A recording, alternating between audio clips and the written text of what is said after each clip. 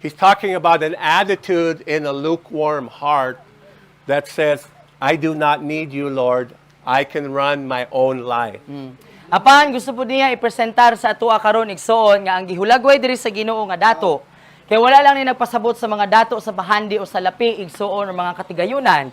Apan apil ni siya ni adtong mga tawo nga ang pamatasan sa ilang kasing-kasing, ang ilang attitude at tubangan sa ilang pagigugma ba.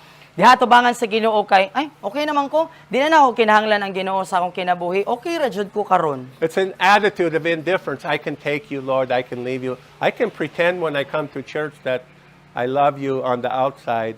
But So- in the inside, So, ang itsura ani nga klase nga Kristohanon ba? Ang itsura ani nga klase nga Kristohanon kay kanabang moingon ra siya nga kung kano sa ko ganahan nga may gugma nimo Lord, okay ra pod guro no? Tapos pag dili ko ganahan nga mangutanan nimo may tungod sa akong mga desisyon, okay ra po.